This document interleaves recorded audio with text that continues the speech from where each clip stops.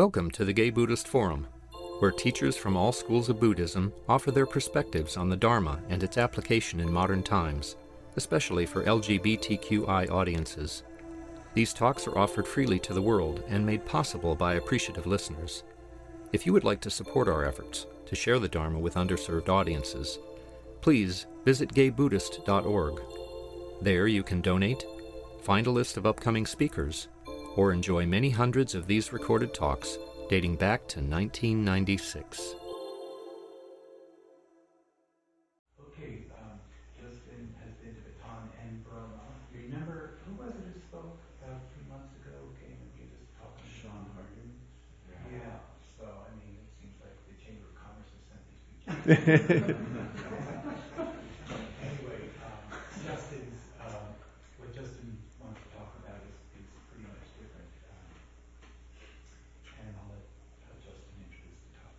Sure. So for those of you whom I don't know well, my name is Justin Hecht, and I am not a scholar of Buddhism, nor ordained in any lineage of Buddhism. I've been studying and practicing for many years now. I'm also a psychologist, and I bring those two disciplines to what I'm going to talk to you about today.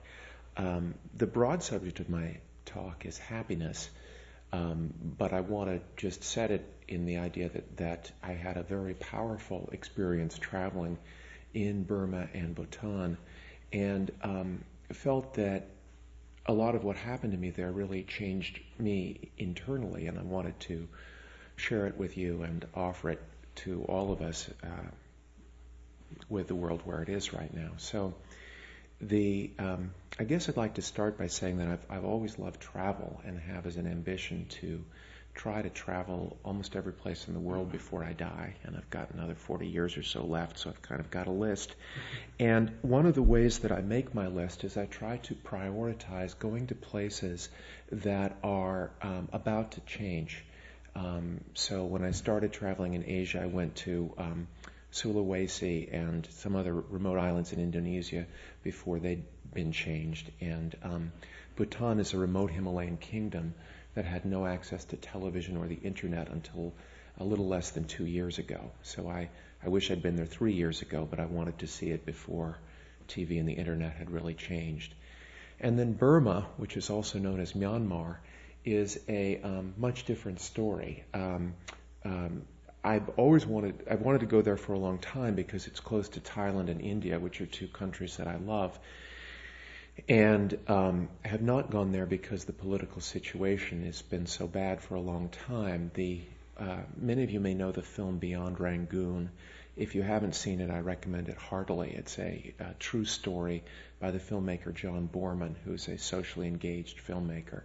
And it's a beautiful film that tells the story of what happened in 1988 and 89 when a woman named Aung San Suu Kyi was elected by a huge majority to govern Burma, and her election was put down by the military government.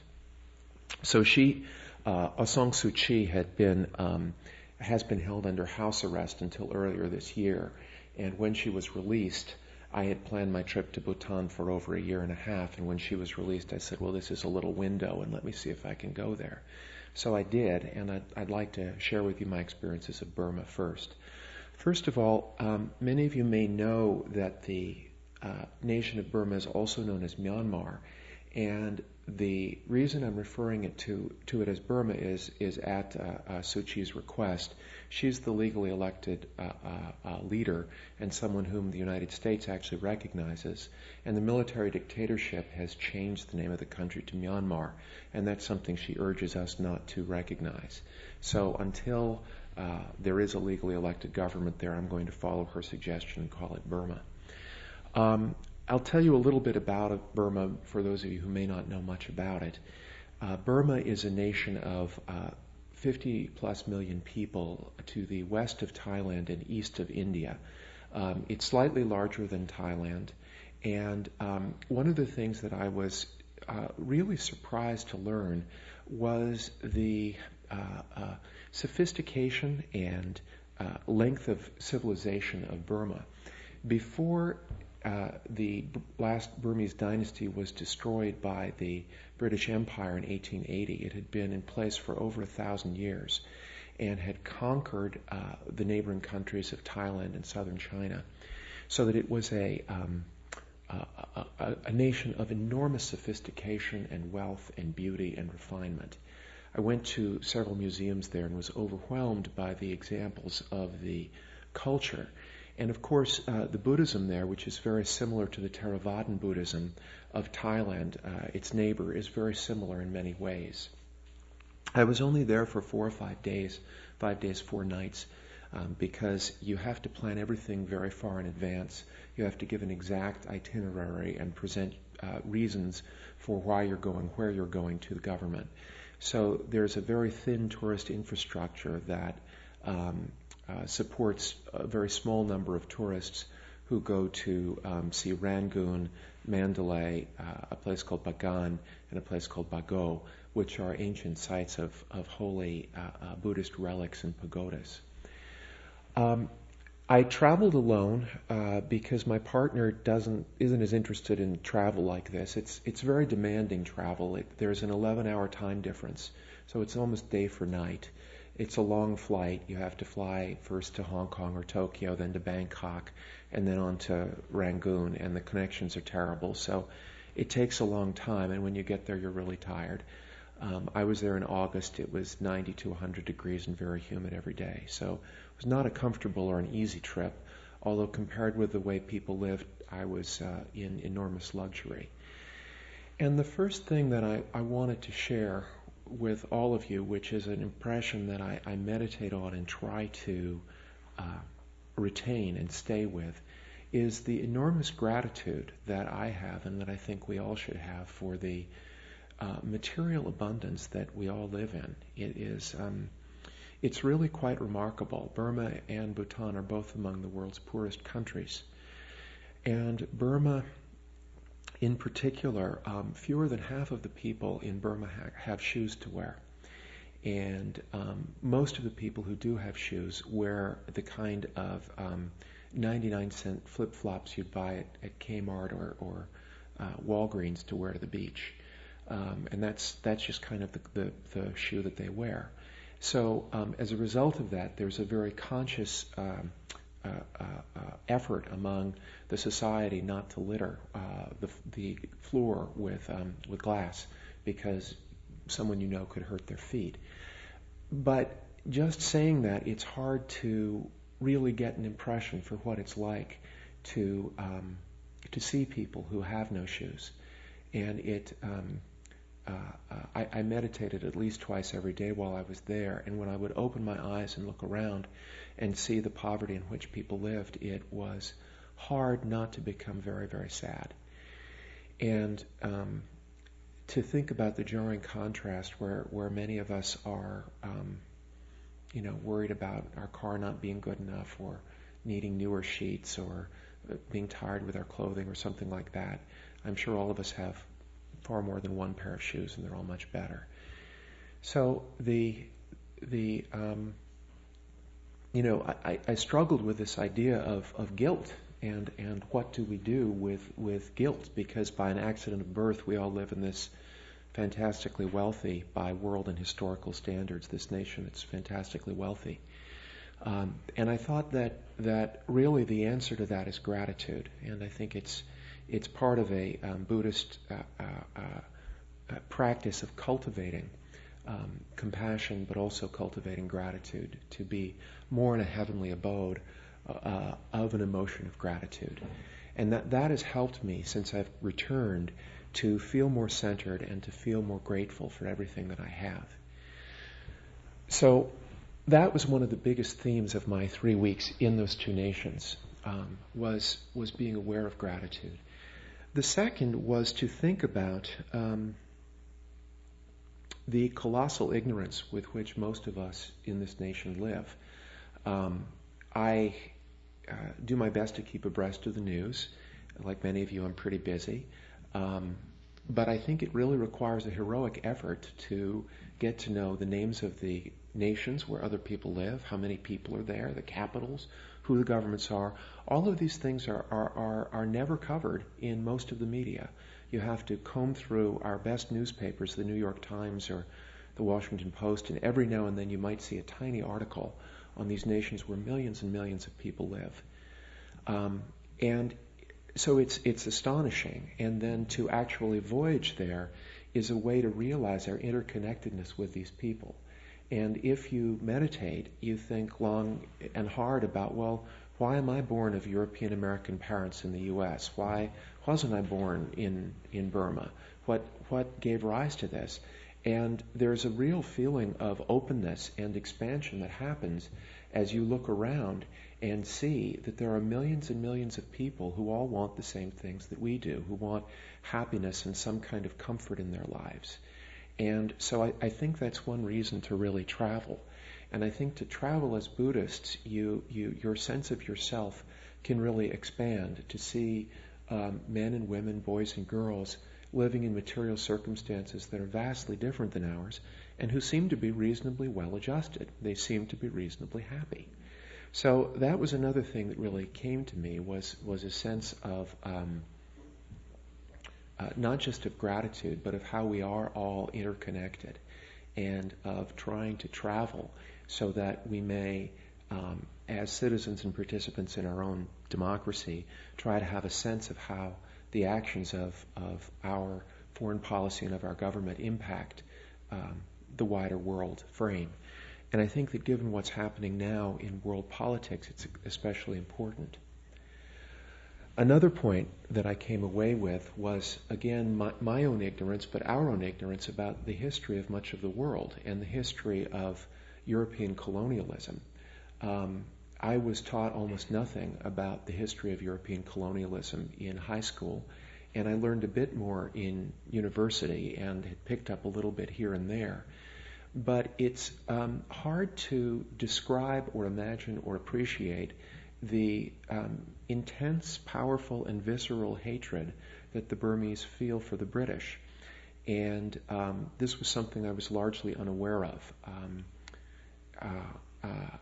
The historical roots are essentially that, I don't know about the rest of you, but my feeling or conception about much of the British Empire was that it was a more or less benign, commercially motivated political force that descended on a world of almost no civilization and brought trade. And yeah, it was a little exploitative, but what was there before was worse.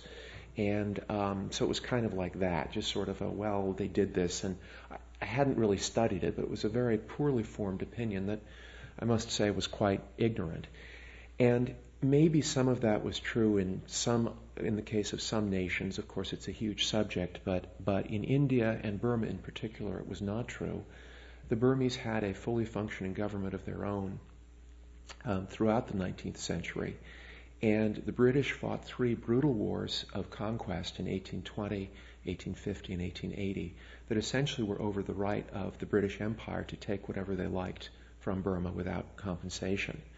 I was so appalled to learn of the history of the massacres and the slaughters and the political brutality of the British that I've done my best to confirm it from independent sources, not just taking the word of the Burmese, and it seems to be quite true.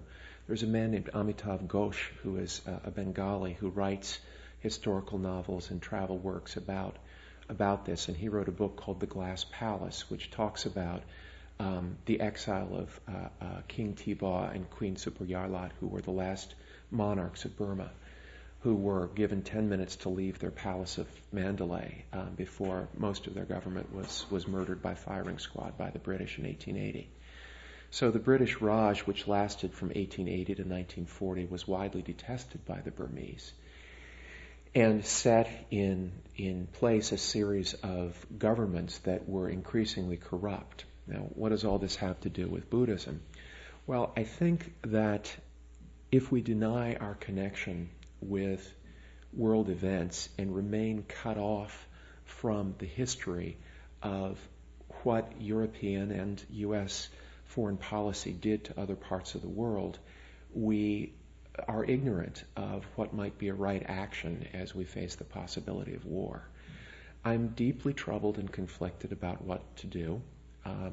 in this case. I'm aware that the questions of war or not that we're facing are very, very difficult and hard to know what to do. At the same time, when I think about how easy it is to fuzz out and to become ignorant, I come back to one of the ideals of Buddhism, which is right thought. Well, I think right thought cannot come except from knowledge. And to me, knowing the story of Burma makes it very important that we, as a nation, as a superpower, as a kind of an empire, not be in the kind of place that the British Empire was 100 years ago. So that was a very, very powerful thought that struck me while I was in Burma, something I tried to think about and become less ignorant about. So those are some of the darker aspects of Burma. I want to talk briefly about some of the lighter aspects. It is one of the most beautiful nations I've ever seen. For those of you who have been to Thailand, it's similar to Thailand and somewhere between Thailand and India. One of the biggest differences is that it's almost untouched by modern development. So you'll see mile after mile of gorgeous, pristine beaches with golden pagodas as the tallest building. So there are no skyscrapers, many simple native Burmese architecture buildings, and very little concrete blockhouses except in the capital. The pagodas themselves are spectacular structures where people worship almost daily. And there's a very simple faith that seems to sustain the Burmese, many of whom speak English. They're very polite, and I got to know quite a number of them, and tried to get a sense of what is Buddhism to them? How do they practice it? And again, here's where I come to a kind of gratitude for living in the United States in general and in San Francisco in particular when we do. The Theravada Buddhism, as practiced in Burma, is a very different faith from what we might imagine by reading the books of someone like Thich Nhat Hanh. People in general, as near as I could make out, seem to have a kind of a mechanical system of merits and demerits, where bringing food to a monk is good and feeding 10 monks is 10 times as good, and there's a kind of a mechanical or almost a mathematical way that many of the people I encountered seem to think about their faith. And this was somewhat disappointing to me, I must confess, because I had somewhat idealized the way people practiced their Buddhism. It's different than Thailand, and I think it's largely a result of ignorance. It's been the policy of the military government to destroy higher education and to limit it so that people are given very simple educations. The government correctly fears knowledgeable people, and I think this is reflected in the attitudes of many people towards their religion. Not all. I did meet some monks who were thoughtful and better educated, but by and large, people practiced Buddhism in Burma in a way that felt to me very much similar to the way Christians might have practiced Christianity in medieval Europe. There was a proliferation of small deities called nats, which were animistic and totemistic guardians of the household, guardians of individual water buffalo, guardians of the village, guardians of business, and people would have festivals to commemorate the nats within the Buddhist temples. So there was this very interesting fusion of local deities that were worshipped and given offerings, along with Buddhas and Bodhisattvas in a bewildering array that was really hard to get a sense of. At the same time, a lot of the Bodhidharma that we believe in and talk about here in the West was believed in and was practiced and was discussed.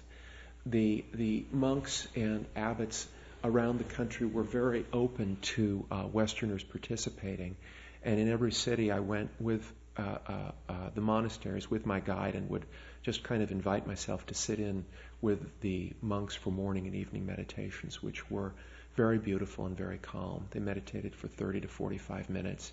And sometimes we would talk a little bit about issues related to Buddhism.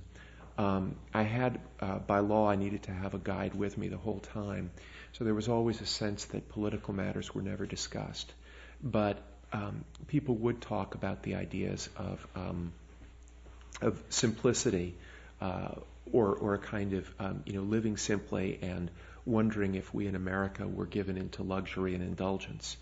And that was something I wondered too, how to answer people who come from this country where they barely have enough to eat, and then thinking about our own lives. So those were some of my reflections from Burma, where I was not nearly as long. But it was a very powerful trip, and I remain, quite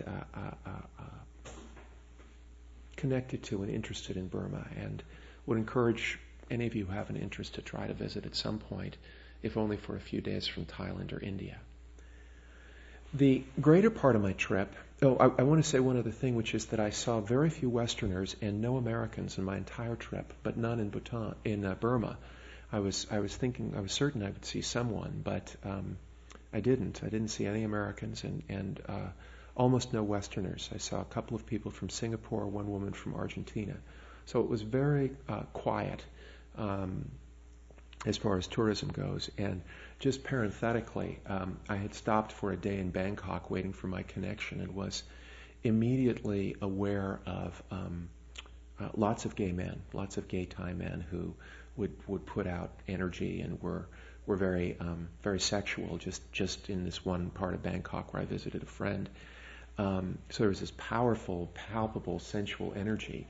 And in Burma, where I saw many beautiful, attractive men, I didn't get a single vibe of that anything was ever going on. And I have no idea what that means, except that I know that during the British Raj, homosexuality was punished violently in Burma, whereas that wasn't the case in Thailand. So, again, I don't know what that means, but I thought it was interesting.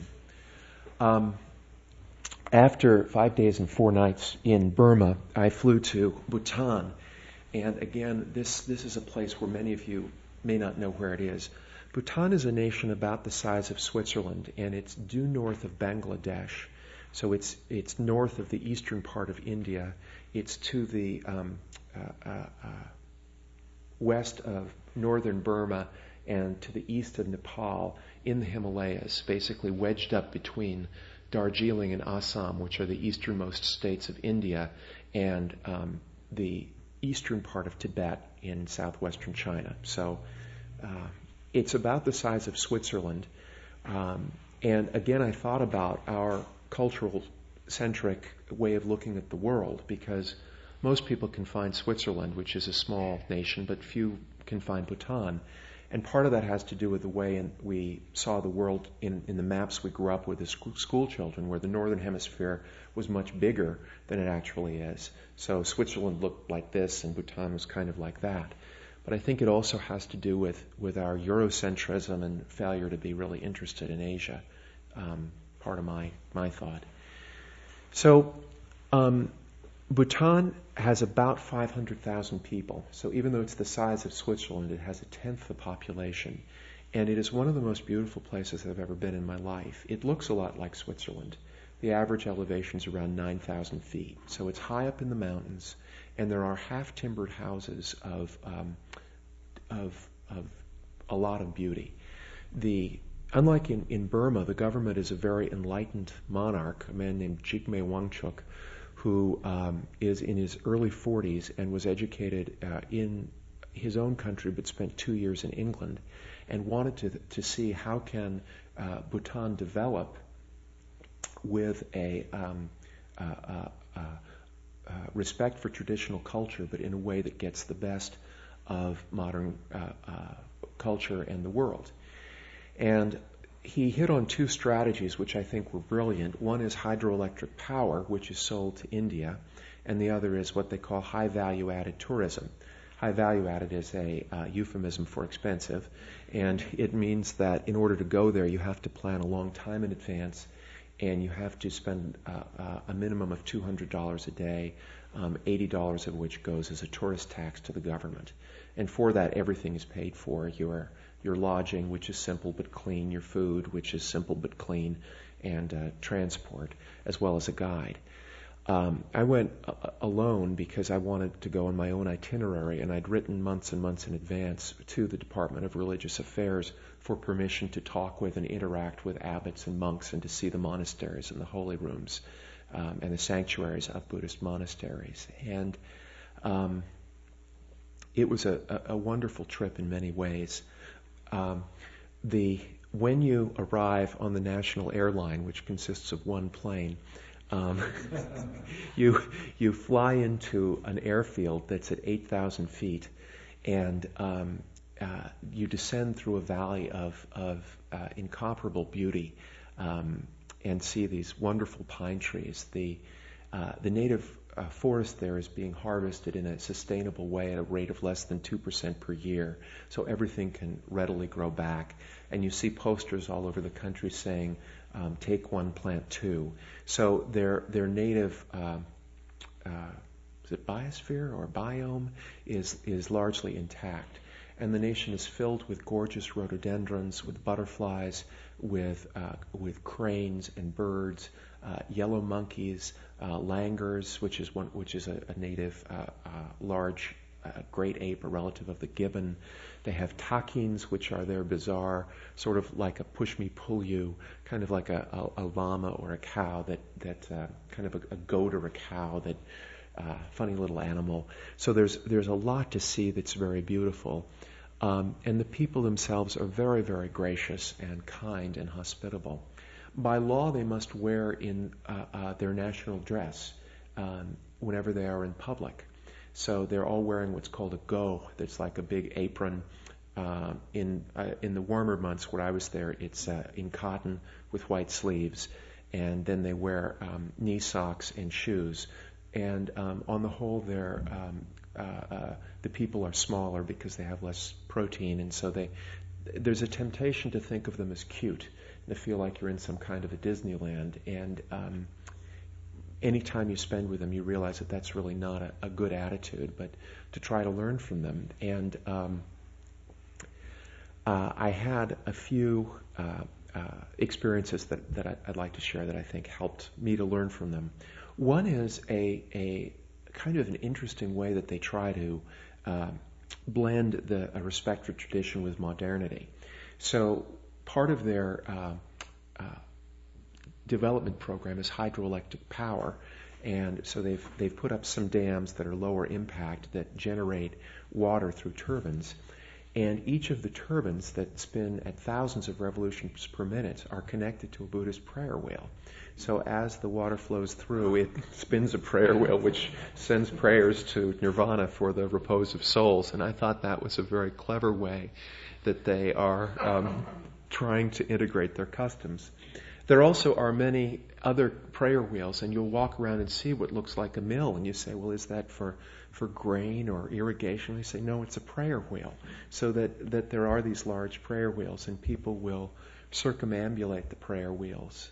Each time a prayer wheel turns, or each time they come around, it rings a bell.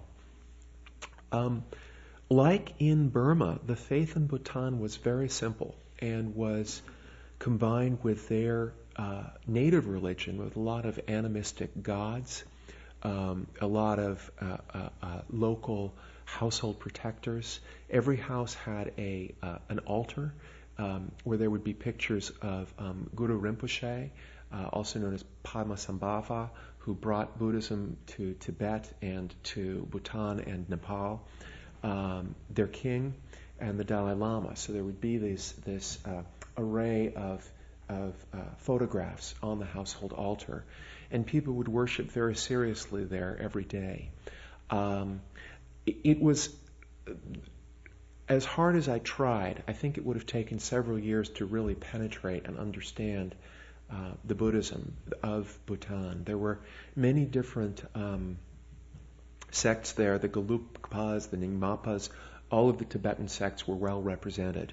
And when I would go to the monasteries, I would meet monks who would talk with me about different religious issues, but also talk with me about America and what it was like, and also want to They heard I was a doctor and didn't really understand the difference between psychologist and psychiatrist, and so they would ask me for medical cures, and I would demur as much as I could.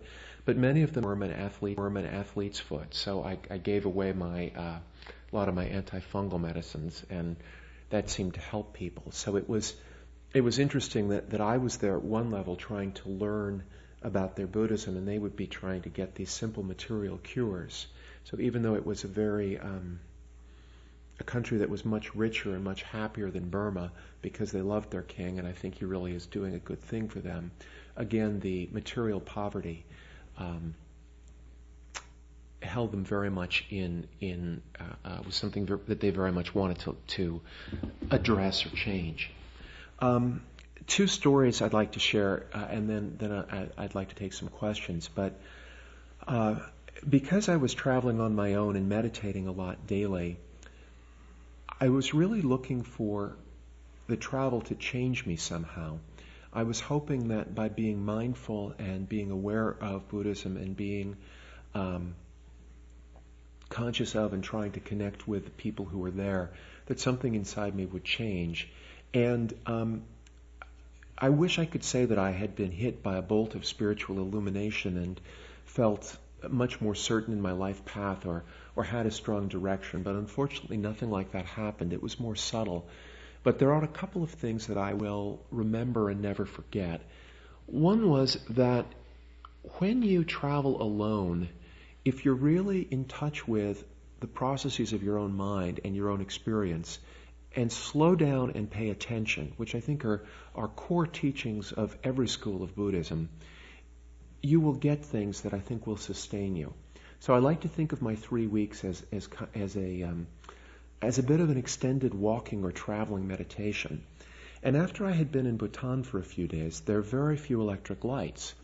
And I had dinner in the guest house and was walking back up a path past these beautiful rhododendron bushes, hearing the dogs bark and the monkeys and the cicadas and all this noise, but noticing that there was very little light. And I looked up and saw that the sky was flooded with stars in a way that I very rarely see. And you know how you kind of have that conversation with yourself, and I heard a voice inside me, or me talking to myself, say, well, you know, the light of civilization drowns out the light from the subtler stars. Okay, yeah, right. And then I took a few more steps and I said, wait a second, this is something really important.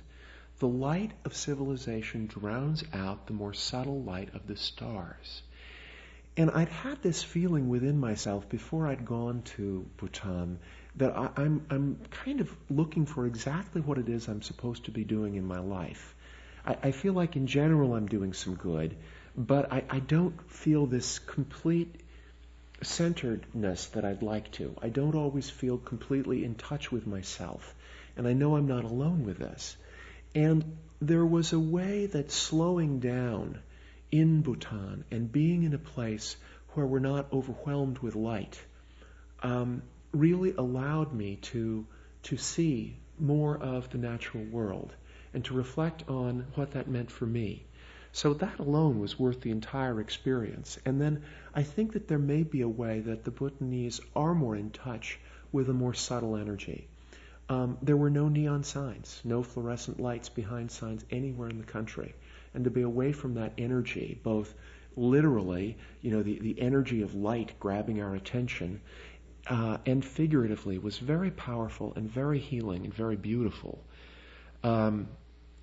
When I came back to through Hong Kong or San Francisco and looked at the sky, all I could see was this haze or fog that cut out all but the brightest stars. So I think that there's a way that we've lost touch with the subtler energies or the subtler light that may come within us, and that's a reason to meditate and also to travel. The second story that I want to share with you is that after I'd been in the country for about 6 days, I was in the center of the country, in the capital, which is called Thimphu, which is the biggest city in Bhutan. No traffic lights anywhere in the country, one single landing strip. They have traffic police in Thimphu, And I had not spoken with anyone but my guide, either in Burma or Bhutan, in many days, and I heard European voices speaking in English. And I came on a table of expatriates who were all volunteers for the United Nations. And in a place like that, they all knew each other, and I said, may I join you? And they said, sure, please do. And they started talking to me and asking, and, where are you from? And, we don't see many Americans here. And, then I suddenly became the representative for the United States and had to answer for our foreign policy, which was exhausting. But shortly after that, people asked me about my profession in the U.S., and I told them I was a psychologist. And there were about 10 people there. There was a man from Britain, 2 people from France, a man and a woman, a man from Denmark, an Australian, a New Zealander, a Japanese, a Singaporean, a Filipino, and a man from Taiwan. So it was truly the United Nations. And each of these people had come to Bhutan with the avowed intention of doing good, of helping this country to develop in some way.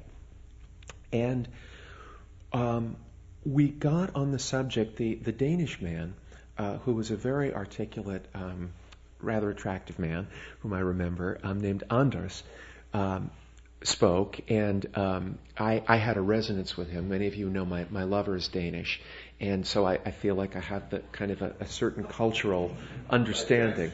Right. With 10 years on, I have a sense of Denmark, and at least a limited sense. And Anders spoke about the Bhutanese policy. And the Bhutanese very carefully review every proposal from Europe about, or from Western aid donors, about how to develop the country. And they say, the king has said, my objective is not to increase the gross national product, it is to increase the gross national happiness.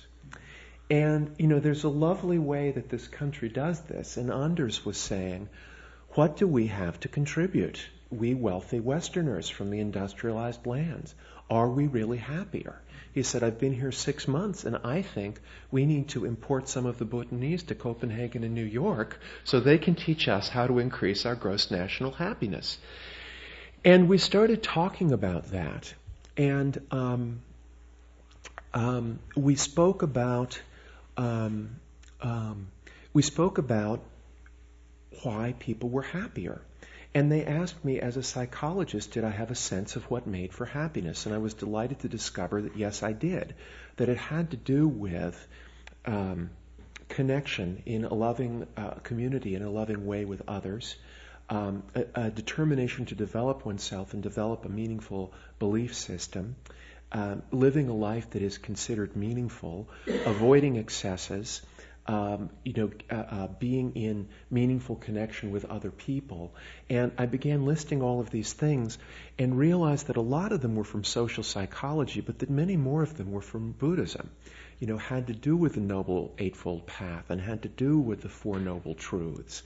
And so there was a way that was kind of a revelation for me to speak so much from the heart.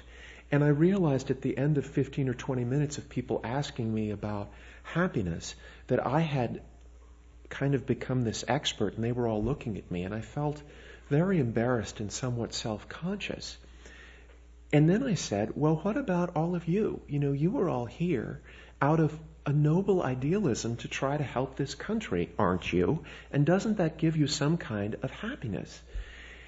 And they all looked as though I had, I don't know what, farted or something. I mean, there was just this very, very awkward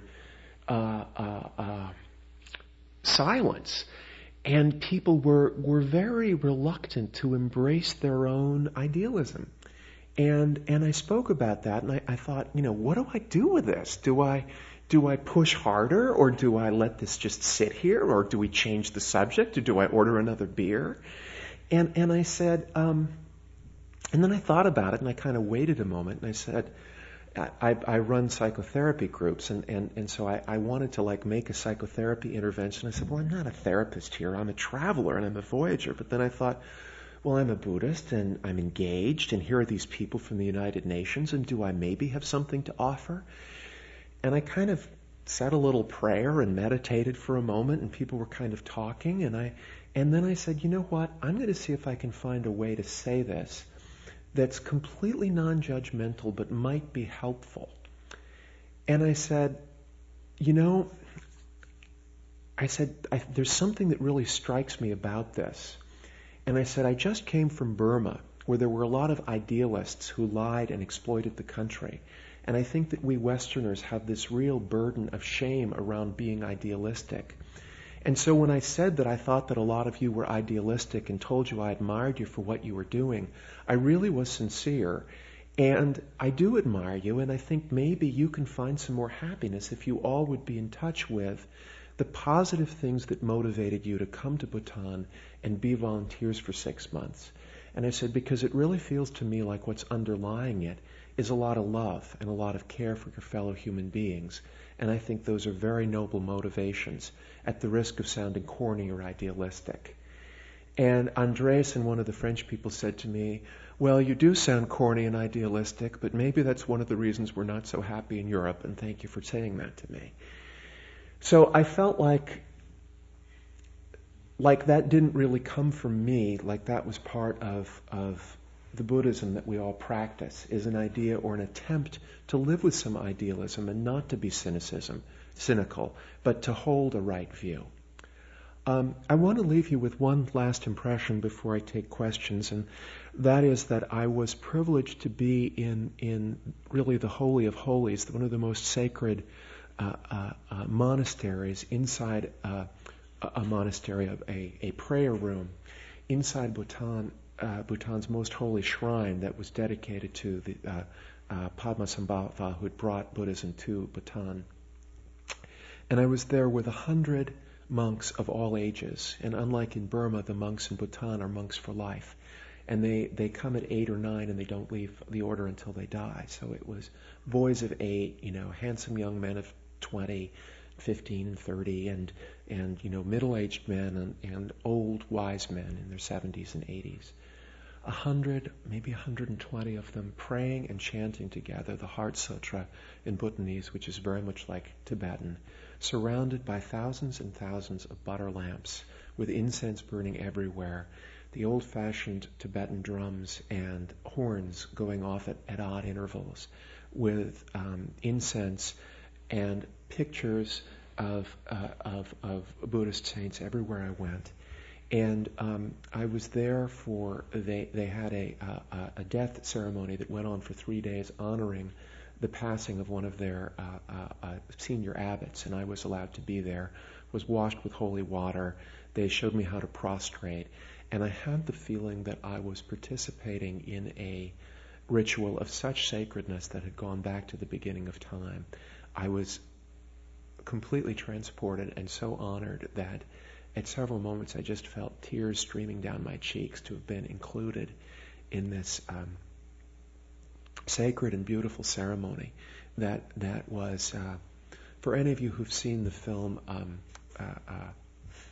that was recently out about the Dalai Lama, Kundun, it was like being there, and I just felt my heart swell with the love and devotion of these monks who had really given their lives for all of our enlightenment. So those are a few of my impressions. I hope that that's helpful in some way, and I welcome any questions you might have. Thank you, Paul. Do you want me to take a few questions, or what? Yeah, I'd like to hear what people's questions. This is easier to hear. Oh, okay. Well, why don't we just go for like 5 minutes and I'll answer the first 3 or 4 questions that people have. Yeah, Jim. When, like in Bhutan, when the monks are meditating, and I also wanted to ask you about your use of the word worship, if that was just our custom, or if that was specific or intentional. What is their sense of why they meditate? What are they meditating? For their own equanimity, for the equanimity of the world? I mean, do they have an agenda? Is it purposeless? No, it has a purpose, and it is a form of worship in many ways. There is a veneration of the spirit of the different Buddhas. So there's that. There's a lot of chanting, which is for the release from hell realms of souls that have departed, and for the peaceful abiding of souls. There are active prayers that are sent out for peace in the world and end of suffering of sentient beings. So the meditation really are very active, and there are kinds of prayers. And there's very little simple mindfulness in Bhutan. It's not like a Japanese Zen practice or like a Thai mindfulness practice. They are chanting, they are sitting before butter lamps that are placed in front of mostly beautiful statues of Buddhas and Bodhisattvas. So it's a very... it doesn't have any of the, what I would call from my cultural perspective, sort of psychological mindedness of Japanese Zen, for instance. Yeah, good question. Yes? What's the relationship between the Thais and the Burmese? Very mixed. Burma's a multi-ethnic society, and there are a number of states that are in more or less open rebellion with the central government in Burma, and they hide out in Thailand and make cross-border raids. But Thailand is itself somewhat corrupt, so the official Thai policy is not to allow foreign soldiers to operate from their soil, but a lot of these foreign rebellions want not just freedom from their people, but the right to grow opium. So they'll grow opium, sell it, they'll use that to bribe the local Thai governors, they'll use that to fund their rebellion. So it's a very complicated relationship. Also, a lot of the rainforest in Burma is being destroyed, and even though it's illegal and Thailand doesn't support that, a lot of the logs somehow manage to make their way down Thai rivers and, get out through Thailand. So it's a pretty ambivalent relationship. Isn't there fighting at the border, though? Yeah, a lot, frequent. But the Thai army is much more powerful than the Burmese, so the Burmese don't really want to take it on. Yeah. What's the relationship in Bhutan to the Chinese occupation of Tibet, and how are they dealing with China being right there? Well, they kind of, for a long time, they were isolated, and they were very much like Tibet in not wanting anything to do with the world community, and then they saw what happened there. And because they're landlocked and in between these high mountain passes, it would be very difficult for the Chinese to come in, and it's just very well defended militarily. But they saw what happened and said, well, we really have to open up to the rest of the world and be recognized. They're part of the UN. They have a mutual defense agreement with India, so they're Indian soldiers there. So the Chinese kind of know that if they attack Bhutan, they get into trouble with India. Interestingly, just as a side note, the Bhutanese national sports are darts and archery. So they're all very accurate shooting arrows, but they also have these darts which are not like English pub darts. They're huge. They're about the size of our footballs. And these guys can throw them like, I hesitate to say how far, 200 feet, and hit a post. So, whoever takes on that country's got something to deal with. And their national, their pastime, they'll get together and throw these darts. And when one of the men, I would see this in many villages, there'd be like 8 to 10 guys throwing darts. And when one of them would hit the post from 200 feet away, they'd form little groups of 4, and they're all wearing these apron-like national dresses that look somewhat like women's dresses.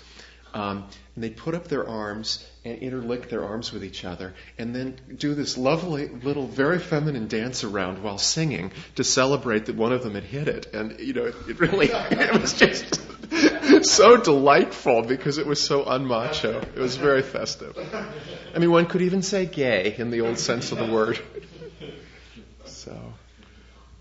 What do you think is the animism of the household gods and the sort of the tit for tat, I do this and I get this, or yeah, is that an equivalent of what we would call superstition?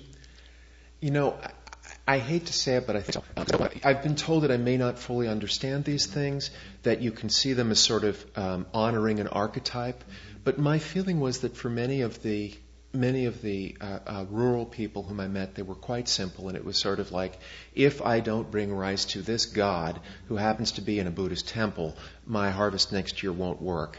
So it had that mechanical, superstitious feeling to it. Yeah. Yeah. There's also a group of Burmese who take on the spirits of the nuns and perform ceremonies, and who are mostly gay men. Yes. You know, who do the offerings and go around and propitiate the whatever spirits they are, but they get possessed by whatever nap they're supposed to portray. Yeah, that's true. I heard about that. I didn't see that. Did you see any of that? Were you there? I once saw it. Yeah, I was there one time. I once saw a ceremony, but I don't remember which. It was 1990. I don't remember which spirit was involved because I couldn't understand anything. Right. Yeah, but they do go on. It's quite a big thing. Yeah. Thank you. Well, if there are no more questions, why don't we close? And what I'd like to do is dedicate whatever merit there was in the talk to world peace and to the people of Burma and Bhutan, and to our mutual understanding, and that we may all live in happy and healthy and informed community with all the peoples of the world. Thank you. Thank you for listening to the Gay Buddhist Forum.